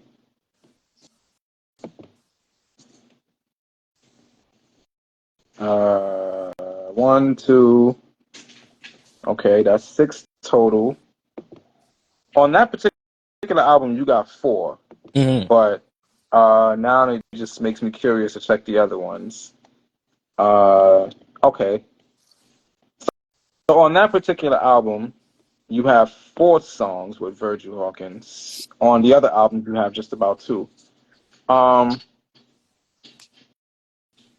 I'm not gonna say that I always, I never like looked at it as a bad idea, but I was always kind of cautious about uh, uh, as far as albums go. Mm-hmm. I was always cautious about featuring the same artist more than once. And it wasn't, like I didn't appreciate them as an artist. It wasn't like I didn't want to give them the spotlight or anything like that, But for me, album wise, if I was working with anyone, I wanted everyone to get their shine independently. And then I wanted the rest of the album to be about me, that you're understanding me, Mm-hmm. you know. So you seem to have a really good relationship with Virgil Hawkins. Talk about how that came about. Yo, that's my brother, yo. I met him, what was it? The fourth or fifth day of high school, like, my first year of high school. That's dope. That's dope. And we was best friends ever since, yo. Like we just connected. That was it. It was like we was locked in from that day. And that's really my brother, yo. Like he really pushed me to make music and continue going with my music. And he's been always on me on like, yo, bro, you have a talent. Like chase your talent, chase your dream, keep going after it. And like he's my that's my duo. That's really my duo. That's my partner in crime. Like that's why we got an album together as well. Because we make music so well together. Like I really feel like he fits one of the keys that I have in music. Like I don't know how to explain it, but like there's just some people that you meet that y'all make great music together. And it's like, you know, for my fan base and for his fan base, I want him to always see us together. Like whether it's on my album or his album, doesn't matter how many songs it is or anything, but like I want them to see the chemistry that we always have. And it's just beyond music. Like it really is beyond music because we have chemistry just whether it's playing basketball or it's playing video games. It's just always been there. And for music it just came like the easiest of the easiest. But that's why a lot of the people who I have on my album, I really wanted 2 songs with you as well. But I like for my listeners to not just feel a vibe with me, but to feel the vibe that I make with the other artists that I have around me as well. Because the people that I put on my albums, they're gonna be on my albums for a lifetime. It doesn't even matter when I get famous or y'all get famous. Like we make great music together. We have a specific sound together. I want our fan bases to always put 2 and 2 together when they hear us. Kind of like Future and Metro or Future and Zaytoven. Like, those are producers and artists, but like for artist to artist, it's like Young Thug and Gucci Mane. Like, they used to make a lot of music together a lot of times. Okay. So it's like I really like creating a sound off of not just my sound, but like other sounds as well. Like working with them and pushing both of our sounds together, for everybody that I work with. And Virgil is just one of those people where it's like, yo, when we first met, it was instant. It was instant lock in. It didn't matter what it was, but it just so happened that music was like, yo, that was the totem pole, like that was definitely the totem pole. And it's very rare for me to find artists that I work well with, like in music, like how we work well in music. It's very, very rare where I feel like, yo, we can make a hit anytime. It just is what it is. And that's how, That is that's, genuine. yeah, it's very genuine. And it's like, I don't like to give those moments up. So like if I have a song and like we recorded something and he want to get on it, I'll just be like, yo, get on it because that means it's meant to be. Right. I let the music do the talking at that point in time. It's like, yo, if you want to be on it, that means something is clicking in your mind with my mind, and both of the sounds that we hearing and the frequencies is saying, yo, let's connect. Right. And I always want my fans to kind of like get a touch on those frequencies, to like hear a little bit of those frequencies, no matter who it is.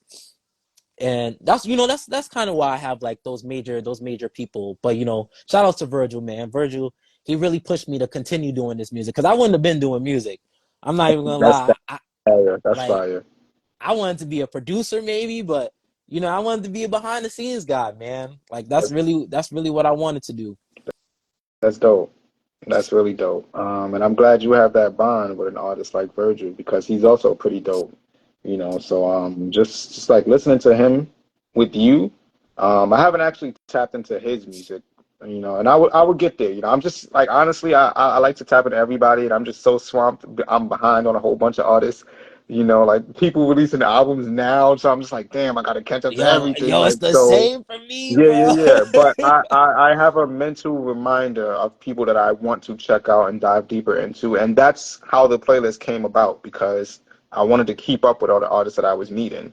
You know, so uh damn, what was my next question? I kind of forgot. Um oh, well, it wasn't really a question. Um so I've had like a similar thing. Um and I do to this day actually. Uh, Not the same person though, but there's an artist by the name of Bugs.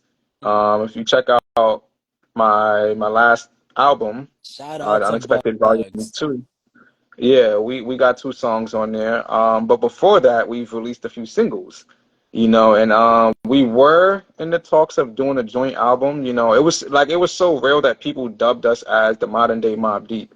Because you know how like Havoc and Prodigy they had two different styles. Like they were the same rapper but two different styles. Like you Yeah. can hear the aggression and the passion in one, and you can hear like the style and cadence in the other, Hmm. and then vice versa. They'll switch it up. It was like that with us. Um, but obviously, like egos got in the way. Um, I mean, I'm probably gonna have him on the show to talk about it personally because we never actually really talked about it. But we did end up, connecting the bridge. Hmm. Reconnecting the bridge. Because I could talk about it briefly here. And this segues into the next question. Hmm. And there's actually two artists. I'm gonna like try to get through this like real quick without saying a lot. But with me and Bugs, the thing that set us down was uh,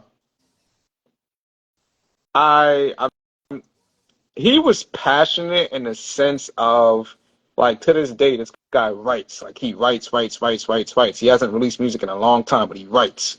So he's passionate there. I'm passionate in the putting in work. I'm going to shows. Hmm. I want to meet people. Like I want to, like I want to do all of that. I'm shooting videos. I'm doing it all. And I felt like, you know, just being real, I felt like he wasn't on that level with me. He was just strictly about the passion of creating the Hmm. music. Like I'm gonna make the music. I don't know about promoting it or pushing it or, he did promote his music here and there. He still does promote it. But it just for me personally, it wasn't like on my level. Like I was just like actively, so that's what really set us apart.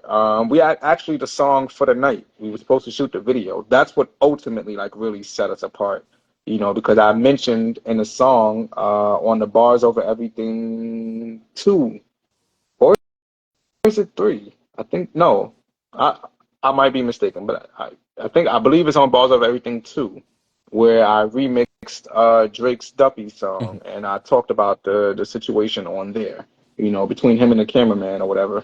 But then there's another artist in London, Ty Jordan. We just released a single, VIP. With him, he's a very talented artist, very dope artist. But kind of like the same situation with Bugs. He doesn't see the importance of being outside, like he'll go to shows and stuff like that. Um, excuse me. But me being in London, mind you, I had a whole tour. So I'm inviting him to these shows. Yo, come out with me. Let's perform the songs that we got. Because we got mad songs. Besides those two, we got mad songs that you haven't heard yet because they ain't released. Hmm. But we got some really fire shit together. We make really great music together. And this was again genuine. One day he invited me to the studio, and the most fucked up thing was that he invited me to the studio, and I'm thinking he got the beats. He was like, "So you got something for us to work on?" And I was just like, "I'm like, yo, how does that work?" But luckily I was working on VIP at the time, so that song is actually almost 2 years Hmm. old. Yeah. But I just recorded it, and I've been sitting on it for a couple months or whatever. Hmm. Um, but yeah, we came out with that song, and that was fired. We ended up doing Angel Wings, which is I just revealed another song. It's not a secret. I'm about to release a track list anyway. But yeah, we got Angel Wings together. The name of that is going to be different, but that's what we got it uh tied at right now. Um, but to segue into the question. I wanted to ask regarding Virgil or just anybody that you work with, me, myself included, or anybody that you continuously plan to work with. What is like the best way to, I guess, let's just say, approach that? Like also to add in, there was the chromosomes. It was a whole Hmm. collective. Yep. And that didn't work out either. We Yeah. made a lot of music together. We made a lot of music together, a lot of music, great music, you know what I'm saying? But it didn't work out.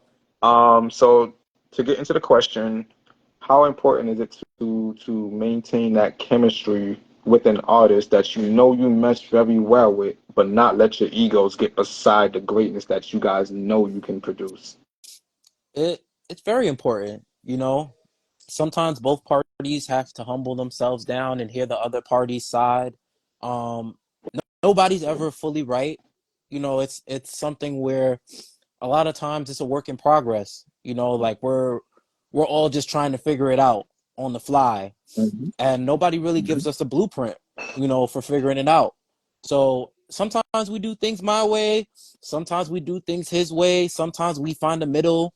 We have other artists that we work with too, but like a lot of times I just try to be open-minded to what they're saying. Like I really do try to be open-minded, try to hear their side, because Virgil don't like going to shows either.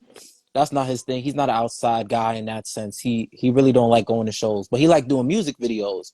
He like doing that. He like getting in front of the camera. So sometimes I try to just balance it out, because there's not always necessarily a certain way that success is gonna come to you. So I just try to find the best way to mesh what I like to do and what he likes to do together, and he does the same thing for me too. Because there's been times where he's came out to shows, and he hasn't performed yet, but he came out to the show and he showed his face, he networked, he did his thing, and I know that's not his thing. Like that's not my thing either. But I had to push myself outside of that box and everything. But you know, it really is just y'all learn each other, and then y'all adjust a lot of times. That it's like, it's just understanding. Not everybody is the same way that, me and you might be. Like, we love going to shows, we love doing music videos, we love doing this. That's not their lane. So I try to pick up the slack a little bit more in that lane for him, while he's picking up the slack in another lane for me. you know. But it is hard.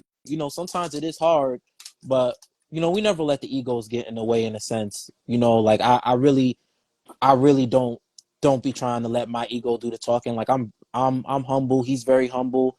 And, that makes it very easier too. Like it's just two humble beasts doing their thing. And with a lot of the artists that I've met, like you, Water, Sean, like a lot of people are very humble, and you guys are very easy to talk to.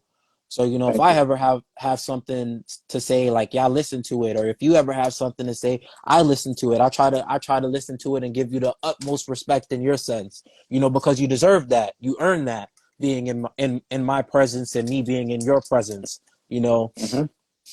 so I feel like those are the biggest things. Those are sometimes the biggest keys. And sometimes it doesn't work out. Like Right. not even just the chromosomes. I was a part of another group. That was the reason why I wasn't fully a part of the chromosomes. And that group that I was with, we didn't work out. Two of us went our way and two of them went their way, and they was some people working with them, and shout out to them. Keep doing your thing. But can't, we just can't mesh no more. And it's just like that. It is what it is. Understood. But, it's all love. It's all love. It ain't, no hostilities or anything. It just, some things don't work out. Sometimes you grow apart from people, and some people you never grow apart from in a certain sense. So, just sometimes you just got to let life. That's a fact. That's a fact.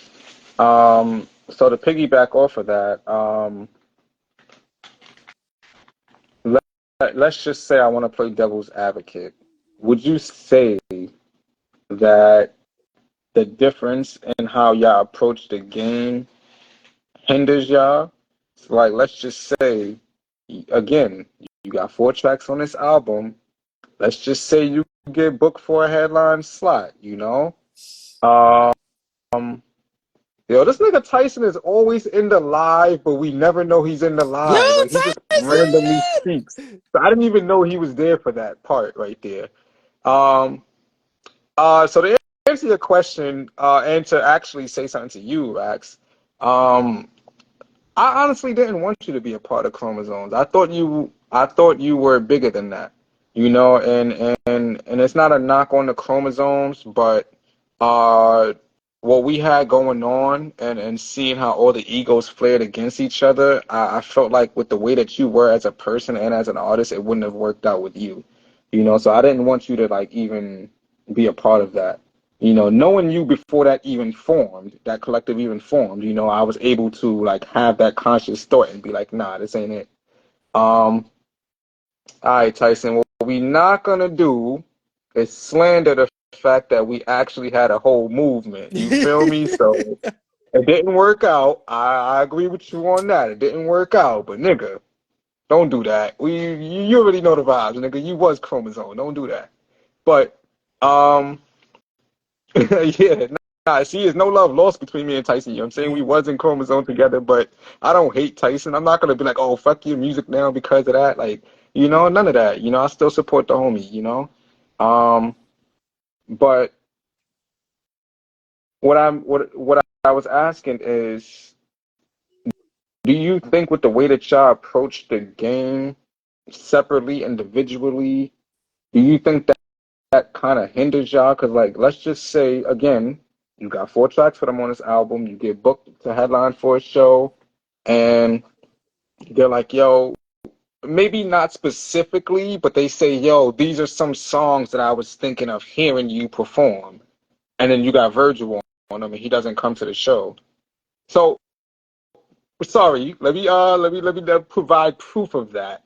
There's a lot of songs that I've performed that have a featured artist that you would never know has a featured artist unless either you listen to the song or I say it in that moment. Mm. So like say Commas for example, that's the most common one that a lot of people are getting familiar with now.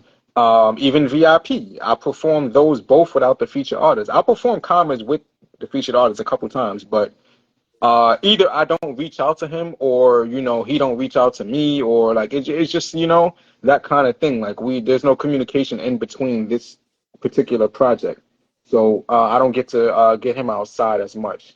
You know what I'm saying? But it's a dope song, and I wish we would perform it more, and I should reach out to him more. But do you think with let's again with Virgil not coming to shows or not that sorry not coming not coming but that not being his thing if that makes sense, um, and you being the outgoing person and being out there, do you think as a duo even though y'all don't really claim uh the whole like y'all not y'all not a duo but y'all move like one as far as music goes, do you think that hinders y'all in a sense? Um, Hold on. sometimes it can. It's Sorry. mhm. Before you answer that. Tyson, you gotta be on an episode yourself, brother. Nobody gets to join the live. This is not one of them things. This is an actual, venture that I'm building on. So you gotta respect it. If you want to be in a live, you gotta be in an episode, my brother. That's a fact. Um, but yeah, back to you. Sorry. Um, yeah, sometimes it can. It definitely can, but you know, I I I don't really let it like be that bad of a deterrent. Like uh damn, what's the best way to say it? I have an artist that I work with consistently, and that artist, besides Virgil, that artist can't come to my shows a lot of times, or he's just not a show person, and we have some fire songs together, but he just, he's not a performer like that. Like Mm, he performs, but that's not his thing. He just doesn't do that, you know, and like I've come to the point of like where it's like, yo, I understand, I understand how it is. It can definitely hurt sometimes because it can be like a very big moment, and I will know that there's a chance that he can flake, but I never let it really bother me anymore. I used to kind of get bothered by it, but then as I grew more and more as an artist, I just started to understand that sometimes it is what it is. Not everybody is necessarily ready to get into those ventures and to be there yet. Like it takes everybody their own process to get to those times. And with Virgil, it's not so much. Sorry, I can't speak correctly, but it's not so much that we can't do shows together, but it's more or less that he's just not fully comfortable in that spot. That's not really his thing. But like, if we got like a big show and we was getting paid for it, I definitely could probably be able to talk him into it. But I just be trying. I try to be mindful. Everybody's not is not a performer. Even though everybody does music, everybody kind of has a lane that they push, like a couple lanes that they push, Hmm. and then there's a couple of lanes that they fall off in. And as artists, that's just is what it is. That just is what it is sometimes. And I can't fault someone for not being as passionate on that side of the thing as me. I can't fault them for maybe not even being as passionate about the song as I am, because I feel that. I feel that. everybody get their own vibe and frequency from something. Yo, shout out my brother Tyson, yo, bro, you been killing it, my nigga. Yeah, Like, he's yo, doing his much love, my thing. nigga. He's doing his Yeah, thing. much love, He's bro. doing his Yo, thing. We're gonna get him on an episode to talk. We yeah, definitely gonna, because I got some shit to talk about that man with. yeah. But no, that's dope. And and I asked that because, like I said, me and Bugs, we really had like a tight knit chemistry. If I wasn't at his crib, he was at my crib. Hmm. You know what I'm saying? If he didn't invite me to his session, I invited him to mine. I'm sorry, I said that wrong. He would invite me to his, I would invite him to mine. Um, we both featured on each other's projects. You know what I'm saying? We got multiple singles out. You know what I'm saying? We've performed together multiple times. Like, we really gelled. But it was just the whole thing of shooting the music video. If I can get specific, it was more so appearance related. He didn't want to do it because appearance wise, he felt like he wasn't ready for it. And me personally, I didn't care about none of that shit. Hmm. Like, the most at the time I had braids. So the most that, at the time I wanted was at least to have my hair braided. Hmm. That was it. Some fresh braids. That was it. Nah, I And he felt wanted, that. I felt that. he wanted to shape up a fresh outfit and everything. Like I said, we'll get him on the show. We'll talk about it. I don't, sugarcoat nothing. I don't hide nothing from nobody. Me and him spoke about this. You know what I'm saying? So I mentioned it in a song, you know what I'm saying? We actually traded diss tracks against each other, which was like pretty dope, I've never been in a fucking rap beef, let alone with somebody that I actually gelled with. Hmm. Um, but it just didn't work out. And now to this day, it's crazy because last year you actually came to a show. Hmm. We performed the For the Night Yep. track, and that was the first time we performed that shit. Wow, that's so crazy. You was The telling me that first too. That was your birthday. That was your birthday. Yes, That was a yes. dope night. Yes. You feel me? Thank you, by the way, for pulling up, man. That really was a dope night. It was a great, great night, man. I enjoyed myself. I still catch flashbacks. Yeah. It was an amazing Yeah, it time. was dope. Um, I got to see everybody again. I saw Tyson again. I yo, saw you. Bless you. I really wasn't expecting to see everybody like bro, that. And first off, I just want to say I'm not a popular person. You get what I'm saying? People like me and respect me because of my energy, of how dope that I am as a person. And I don't say that egotistically, like sometimes I look at myself like, damn, nigga, like people really fuck with you. Like, sometimes you gotta like look at yourself like, whoa, like, so it's really dope to see that, people gravitate towards me because of my authenticity. I don't try to be someone else. I'm not following no trends. I'm not doing none of that bullshit. mhm, I just like to be myself, and no matter who I'm around, I'm gonna always be myself. Whether you see a bad side of me, a good side of me, a semi-sweet or semi-sour, like whatever. mhm, You know what I'm saying? I'm always gonna be myself and keep it real, and sometimes I'll be thinking like, I don't want to offend people by saying certain things, but then I realize that if you say something the way that it's meant, like that it comes to your mind and it comes out of your mouth or whatever, that's exactly the way that it was meant to be said. mhm. And it's up to that person to like really, Yeah. decipher if they want to be offended or respect me for, Mhm. speaking out. So, I, I struggled with that for a minute, like just like trying to understand myself. But now that I realize that people gravitate towards me because of these very same reasons, you know. So with that particular show, it, I keep it a buck with you. I reach out to so many people every time I do shows, and I'd be lucky if I get one response. I'd be lucky if one person pull up. So it was dope that day that so many people pulled up. Like that was probably the most people I ever got to come outside for me. And I've had people come outside before, but like that's probably the most. And I was just really honored, that you were one of those people because I don't know if you remember, but when you walked through the door, I got extra excited. I was like, oh shit, my guy is here. Like you came all the way from the Bronx, you feel me? That was in like some other like Brooklyn. I live in Brooklyn, but that was on another, like I had to travel an hour and a half to get there. Hmm. I don't really care about travel time, but to put it into context, you had an even longer commute. And then actually my guy Lionel Prize and his manager, they came from upstate New York. That's So that was like crazy. really dope. Like Hmm. everybody really came from different parts. And I was like, yeah, like it was like really like Tyson said, that's love. You feel me? I really on that particular day, I was like, oh shit, like people really fuck with me. Like, wow, like, so I was happy that day. And like I said, I'm glad that you helped make it a great day. That's a birthday that I would never forget, honestly. Yeah, it was amazing, yo. Like it was. I remember everything about that show almost. Like I just had a lot of fun. Like I had a lot of fun just watching you guys perform, enjoy yourself. And that was one of the few times that I was able to actually come back outside, again with everything that I was going through during that time. So it was like it That makes was it that much more special. yeah, it was special that I actually got to see you on your birthday and we chilled. We all vibed out. We smoked the craziest blunt in the The world. two for what? This shit was 2 feet long. A whole 2 foot Yeah. long split. A That whole was 2 foot long crazy. split. Nobody else got to experience Yeah. that. Just you guys that was there with me that night.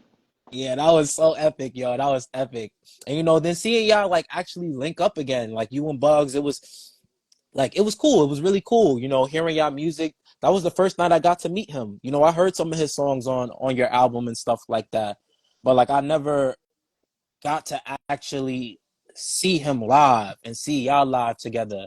So seeing the chemistry that you guys have together and how y'all was doing things, it was really, really, really awesome. Yeah, he's like Virgil. He's not coming out to no show. He don't do his own shows. Mm-hmm. So fair to say, I introduced him to the performing life. Like when I first started performing in 2014, I met the group that he was a part of, Stock Block, and that was the first collective that I was ever like really truly a part Mm-hmm.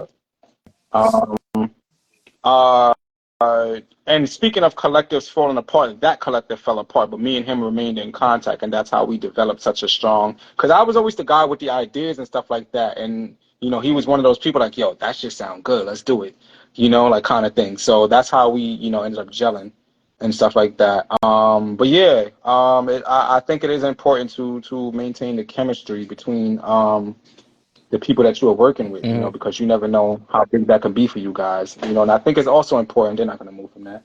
I think it's also important that, you push each other outside of your lanes, outside of your comfort zone, because Yeah. again, like I said, you never know, it might be hindering. And I still think about it to this day. If me and Bugs never fell out over that situation, where would we be today? Mm-hmm. You know what I'm saying? And we was generating traffic, like Mm-hmm. people was fucking with it. Like, you know what I'm saying? Like, if you even listen to the older songs, like we had it since day one. You Mm-hmm. feel me? It wasn't forced. It was none of that. It was just straight genuine, and we just, like, and we was killing it.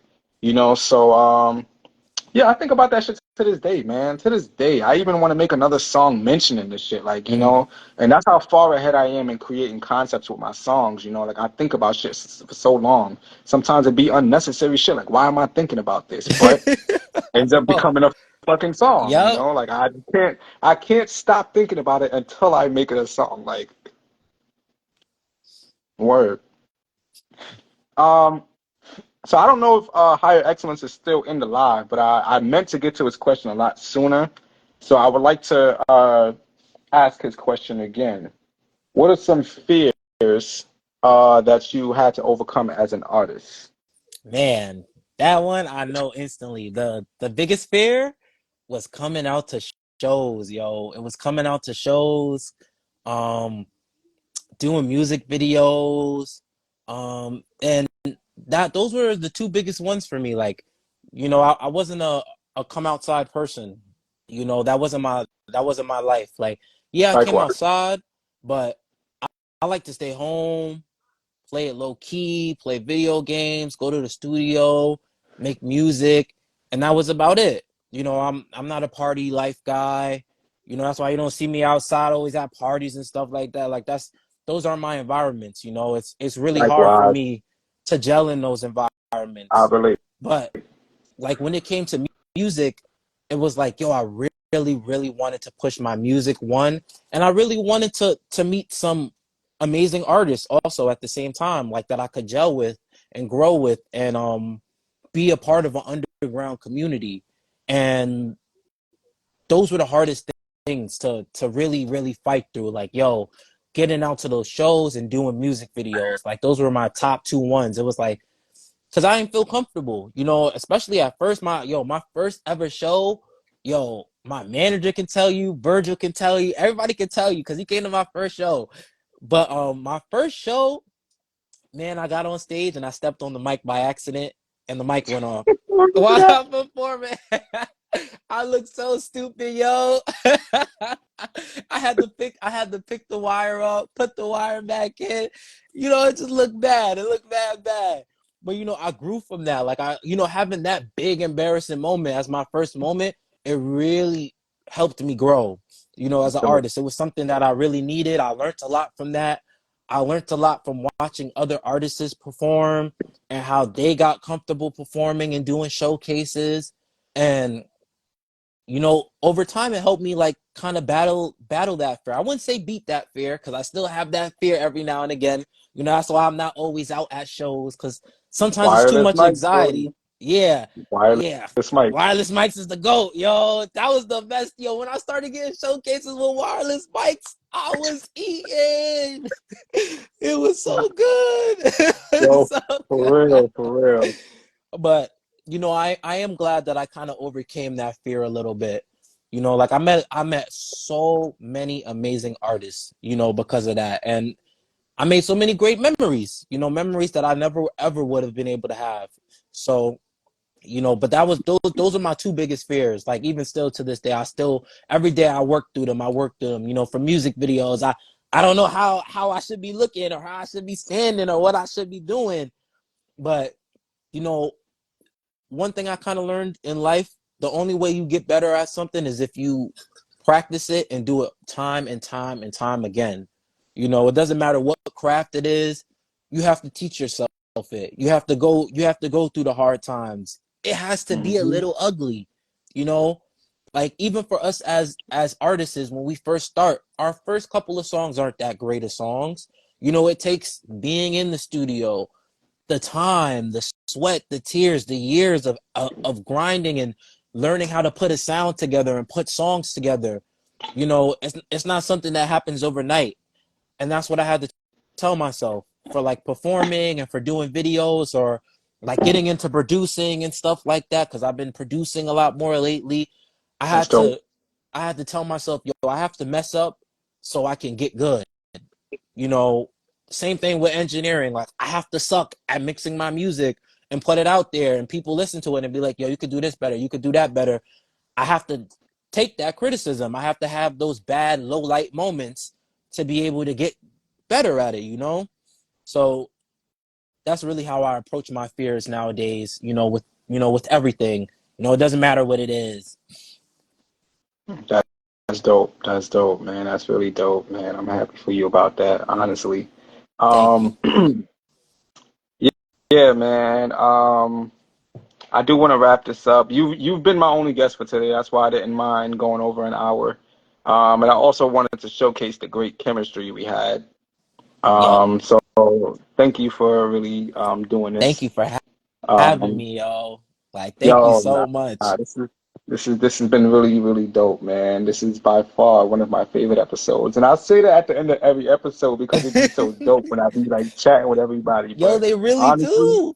honestly, All the this one episodes takes the cake. fire. This one takes the cake, bro. I'm gonna be real, man. With everybody, I don't want nobody to be mad. Don't be discouraged. Don't hate me after this. Don't do nothing.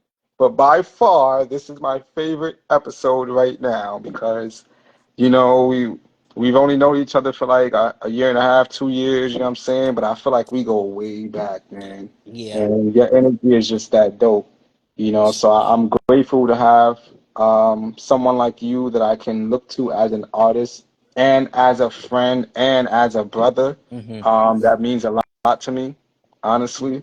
Um, so I just want to thank you, man, for being a really dope person, man. Like you just being yourself, man. That's really amazing. Yo, I appreciate you, brother. That really means a lot. And, thank you for the same thing as well, bro. Thank you for always being yourself.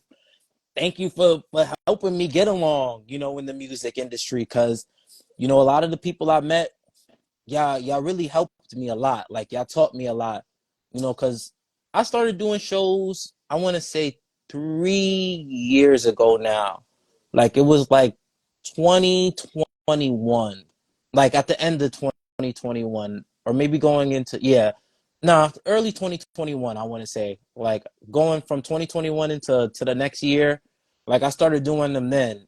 And you and Waters were two of the first people I met, at my first couple of shows. Mm. So, it was a lot that I learned from you guys. It was a lot that I learned from you guys. Seeing the work ethic, seeing what you had to do, how you have to approach the game. You know, it was something that a lot of the stuff that I know now, I couldn't just teach myself. It's stuff that I learned from people around me, and just seeing people perform, how they record, how they do everything. Like I learned so much just studying you guys. And I'm very appreciative of it every time I talk to you guys. Like I love you guys. Thank you, bro. I appreciate you to the moon and back, bro, because it's been nothing but real love ever since we met. And it's rare. It's rare That's to a get fact. that. It's very rare. That's hardcore facts, man. Yo, thank you too, man. I love you too, Brody. And I don't say that to a lot of people, like I'm big on more like showing the love rather than saying it, Hmm.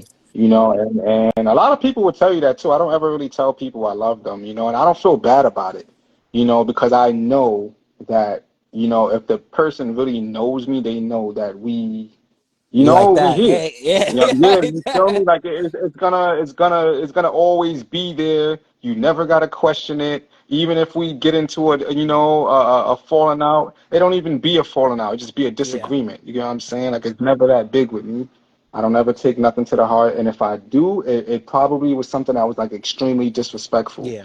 But for the most part, I bounce back from everything, like, and I'm blessed to have people around me that also move the same way.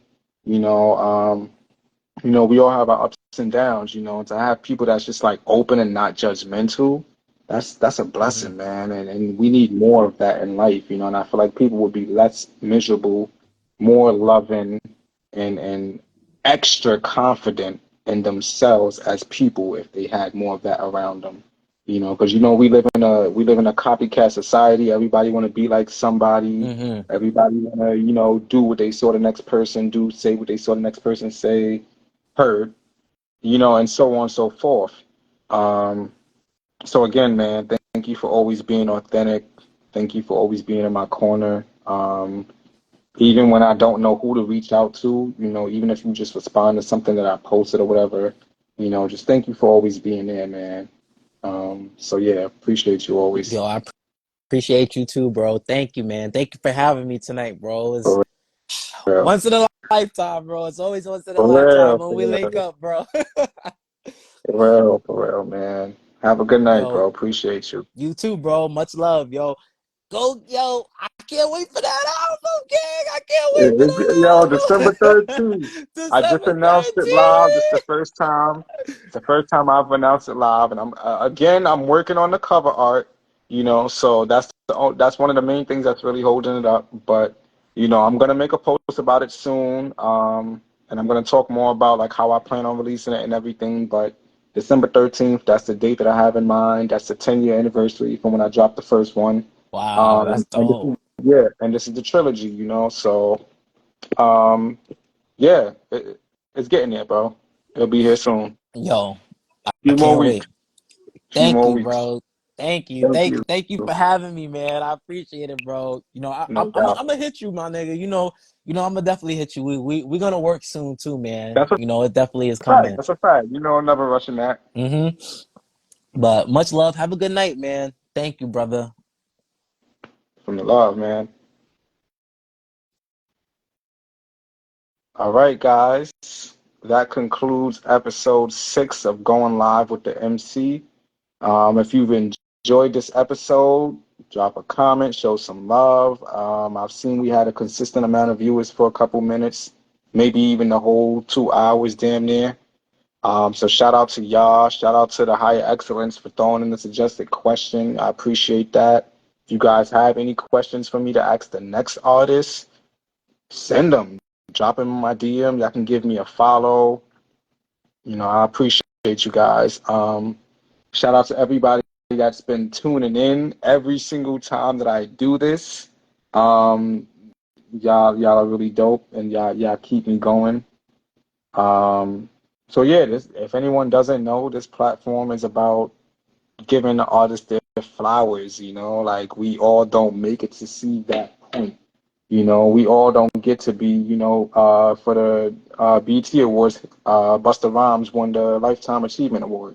We all don't get to make it to that point to where a lot of people get to witness our greatness.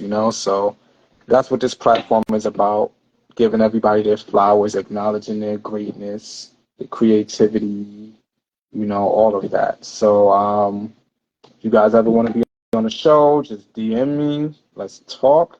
And, we go from there, man. Straight like that. MC Reef, going live with the MC. We out.